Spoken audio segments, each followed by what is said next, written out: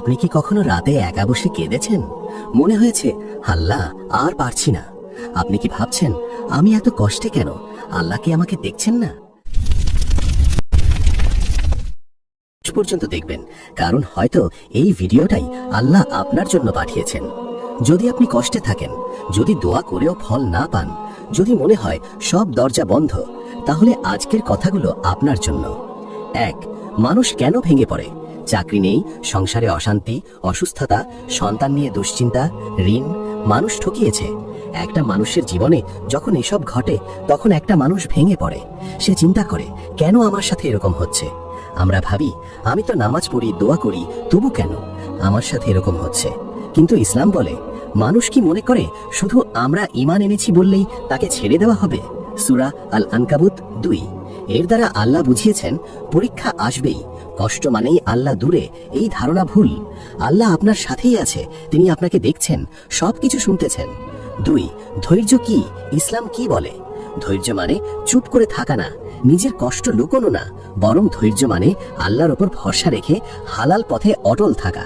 কোরআনে আল্লাহ তাআলা বলেন, নিশ্চয়ই আল্লাহ ধৈর্যশীলদের সাথে আছেন।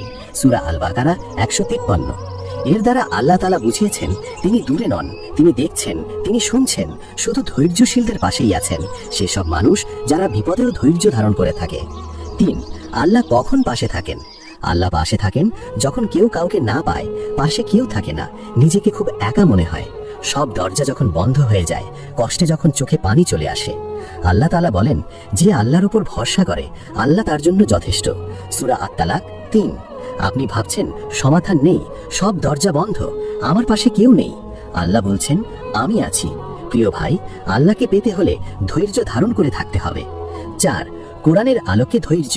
কোরআনে আল্লাহ তাআলা বলেছেন, নিশ্চয়ই কষ্টের সাথে সহজতা আছে। সূরা আশ-শারাহ 5-6। এর দ্বারা আল্লাহ তাআলা বুঝিয়েছেন কষ্টের পরেই আছে সুখ। বান্দা যদি কষ্টে থেকেও হাল ছেড়ে না দেয়, ধৈর্য ধারণ করে থাকে, আল্লাহকে স্মরণ করে, আল্লাহ তাকে স্মরণ করবে এবং তার কষ্ট দূর করবে। এজন্য প্রিয় ভাই, কষ্ট মানেই যে আল্লাহ তোমার পাশে নেই এরকম না। আল্লাহ কষ্ট দিয়ে মানুষকে পরীক্ষা করেন, তাই আমাদের সকলের উচিত ধৈর্য ধারণ করে থাকা। কিন্তু সমস্যা কি? আমরা কষ্টে থাকতেই ভিডিও বন্ধ করে দিই, আল্লাহর পরিকল্পনার শেষ দেখি না। 5. নবীদের জীবনে ধৈর্য। নবী আইয়ুব আলাইহিস সালাম, তার পুরো শরীর রোগে ভরা ছিল, তার কোনো সন্তান ছিল না, তার কোনো সম্পদও ছিল না, তবু তিনি একবারও বলেননি, আল্লাহ আমাকে কেন এত কষ্ট দিল?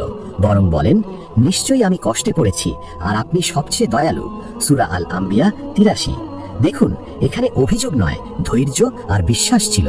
তিনি সবসময় আল্লাহর শুকরিয়া আদায় করতেন। 6. আমাদের জীবনে ধৈর্যের প্রয়োগ। আপনি যদি গরিব হন, আপনাকে ধৈর্য ধারণ করে থাকতে হবে, সর্বদা আল্লাহর শুকরিয়া আদায় করতে হবে এবং হালাল পথে রিজিক অন্বেষণ করতে হবে। আপনি যদি হালাল পথে থাকেন, আল্লাহ অবশ্যই আপনাকে সাহায্য করবে। অসুস্থতা দিয়েও আল্লাহ মানুষকে পরীক্ষা করেন, তাই অসুস্থ হলে আল্লাহকে ভুলে যাওয়া যাবে না, আল্লাহকে স্মরণ করতে হবে, ধৈর্য ধারণ করতে হবে, সুস্থতার জন্য আল্লাহর কাছে প্রার্থনা করতে হবে। নিশ্চয়ই আল্লাহ আপনাকে সুস্থতা নসিব করবেন। ঋণে ডুবে আছেন, ঋণ, অভাবগ্রস্ততা, দারিদ্রতা, রিজিক সংকটে আসা, এসব কিছুর দ্বারা আল্লাহ তার বান্দাদের পরীক্ষা করে থাকেন। ঋণ থেকে মুক্তির জন্য রাসূল শেখানো দোয়া, হাদিসের দোয়া সবচেয়ে গুরুত্বপূর্ণ।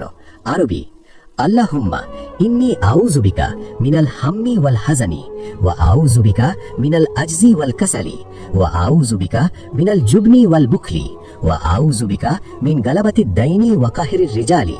অর্থ, হে আল্লাহ, আমি আপনার কাছে আশ্রয় চাই দুশ্চিন্তা ও দুঃখ থেকে, অক্ষমতা ও অলসতা থেকে, ভীরুতা ও কৃপণতা থেকে এবং ঋণের বোঝা ও মানুষের জুলুম থেকে। প্রতিদিনের আমল। ঋণ দ্রুত কমার জন্য আমল, ইস্তেগফার, আস্তাগফিরুল্লাহ, প্রতিদিন 100 বার। কারণ যে ব্যক্তি বেশি ইস্তেগফার করে, আল্লাহ তার রিজিকের রাস্তা খুলে দেন। হাদিস। কিন্তু সাথে করতে হবে নামাজ, দোয়া, হালাল চেষ্টা, হারাম রাস্তা না। প্রিয় ভাই ও বোন, আপনার চোখের পানির দাম আল্লাহ জানেন, আপনার না বলা কষ্ট আল্লাহ জানেন। আপনি একা নন, আল্লাহ আপনার সাথে আছেন। কোরআনে আল্লাহ বলেন, আল্লাহ তার বান্দার প্রতি দয়ালু। সূরা আল বাকারা 207। হে আল্লাহ, যারা এই ভিডিও দেখছেন তাদের কষ্ট হালকা করে দিন, তাদের ধৈর্য দিন এবং রিজিকের এমন রাস্তা খুলে দিন যা তারা কল্পনাও করেননি। যদি এই ভিডিও আপনার হৃদয়ে লেগে থাকে, লাইক দিন, সাবস্ক্রাইব করুন, কমেন্টে লিখুন, ইনশাআল্লাহ আমি ধৈর্য ধরব।